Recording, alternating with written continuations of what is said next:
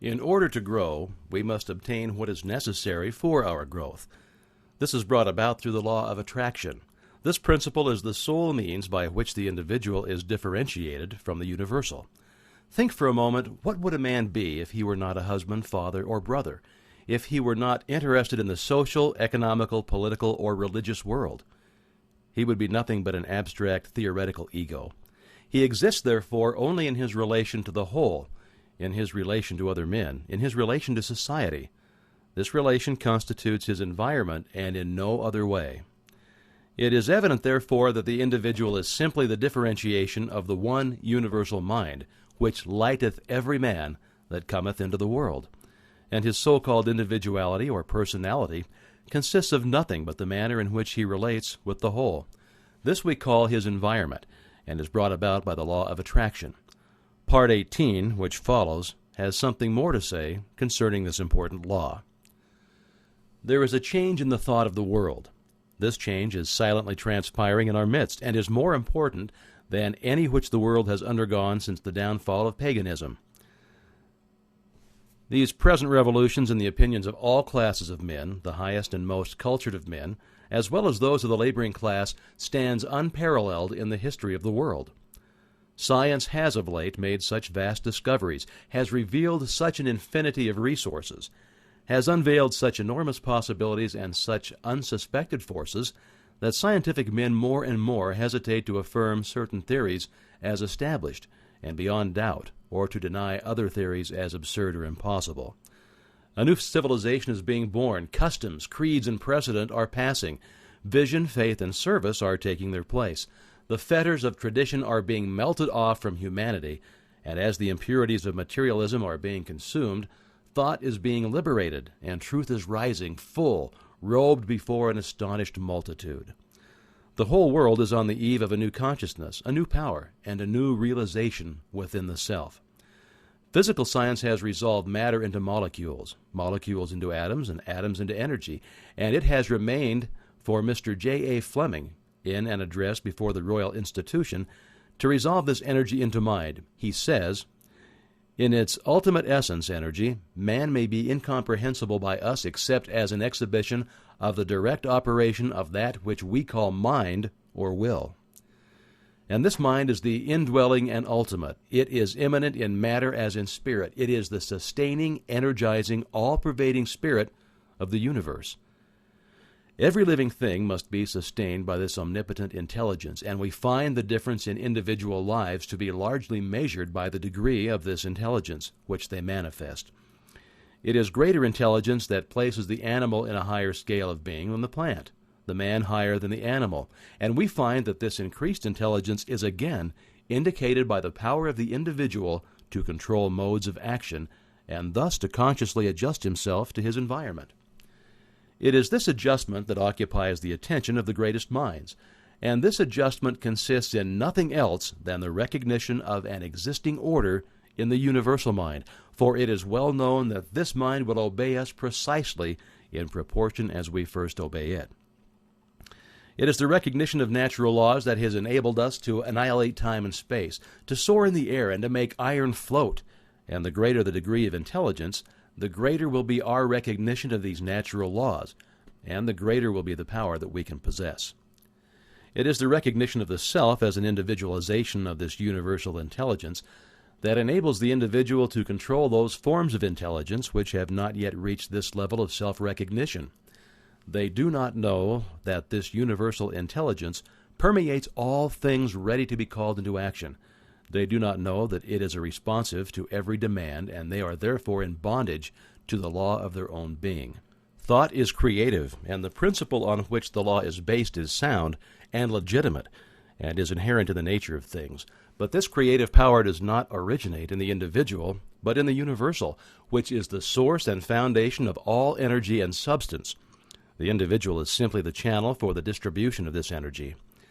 The individual is simply the means by which the universal produces the various combinations which result in the formation of phenomena, which depends upon the law of vibration, whereby various rates of rapidity of motion in the primary substance form new substances only in certain exact numerical ratios. Thought is the invisible link by which the individual comes into communication with the universal. The finite with the infinite, the seen with the unseen. Thought is the magic by which the human is transformed into a being who thinks and knows and feels and acts. As the proper apparatus has enabled the eye to discover worlds without number millions of miles away, so with the proper understanding, man has been enabled to communicate with the universal mind, which is the source of all power. The understanding which is usually developed is about as valuable as a VCR without a videotape. In fact, it is usually nothing more than a belief, which means nothing at all.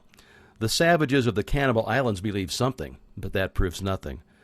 The only belief which is of any value to anyone is a belief that has been put to a test and demonstrated to be a fact. It is then no longer just a belief, but has become a living faith or truth. And this truth has been put to the test by hundreds of thousands of people, and has been found to be the truth exactly in proportion to the usefulness of the apparatus which they used. A man would not expect to locate stars hundreds of millions of miles away without a sufficiently strong telescope, and for this reason science is continually engaged in building larger and more powerful telescopes, and is continually rewarded by additional knowledge of the heavenly bodies. So with the understanding, men are continually making progress in the methods which they use to come into communication with the universal mind and its infinite possibilities. The universal mind manifests itself in the objective through the principle of attraction that each atom has for every other atom in infinite degrees of intensity. It's by this principle of combining and attracting that things are brought together. This principle is of universal application and is the sole means whereby the purpose of existence is carried into effect. The expression of growth is met in a most beautiful manner through the instrumentality of this universal principle. In order to grow, we must obtain what is essential for our growth, but as we are all times a complete thought entity, this completeness makes it possible for us to receive only as we give. Growth is therefore conditioned on reciprocal action, and we find that on the mental plane, like attracts like, that mental vibrations respond only to the extent of their vibratory harmony. It's clear, therefore, that thoughts of abundance will respond only to similar thoughts. The wealth of the individual is seen to be what he inherently is. Affluence within is found to be the secret of attraction for affluence without. The ability to produce is found to be the real source of wealth of the individual. It's for this reason that he who has his heart in his work is certain to meet with unbounded success. He will give and continually give, and the more he gives, the more he's going to receive. Now, what are the great financiers of Wall Street, the captains of industry, the statesmen, the great corporation attorneys, the inventors, the physicians, the authors? What do each of these contribute to the sum of human happiness but the power of their thought? Thought is the energy which the law of attraction is brought into operation, which eventually manifests in abundance. The universal mind is static mind, or substance in equilibrium. It is differentiated into form by our power to think. Thought is the dynamic phase of mind. Power depends upon consciousness of power. Unless we use it, we shall lose it, and unless we are conscious of it, we cannot use it. The use of this power depends upon attention. The degree of attention determines our capacity for the acquirement of knowledge, which is another name for power. Attention has been held to be the distinguishing mark of genius. The cultivation of attention depends upon practice. The incentive of attention is interest. The greater the interest, the greater the attention. The greater the attention, the greater the interest. Action and reaction. Begin by paying attention. Now, before long, you will have aroused interest. This interest will attract more attention, and this attention will produce more interest, and so on and so on. This practice will enable you to cultivate the power of attention. Okay, now this week, concentrate upon your power to create. Seek insight, perception. Try to find a logical basis for the faith which is in you. Let the thought dwell on the fact that the physical man lives and moves and has his being in the sustainer of all organic life, air. We have to have air so that we must breathe. We breathe to live. Then let the thought rest on the fact that the spiritual man also lives and moves and has his being in a similar but subtler energy upon which he must depend for life, and that, as in the physical world, no life assumes form until after a seed is sown, and no higher fruit than that of the parent stock can be produced. So in the spiritual world, no effect can be produced until the seed is sown, and the fruit will depend upon the nature of the seed, so that the results which you secure depend upon your perception of law in the mighty domain of causation, the highest evolution of human consciousness. As Emerson said, "There is no thought in my mind, but it quickly tends to convert itself into a power and organizes a huge instrumentality of means."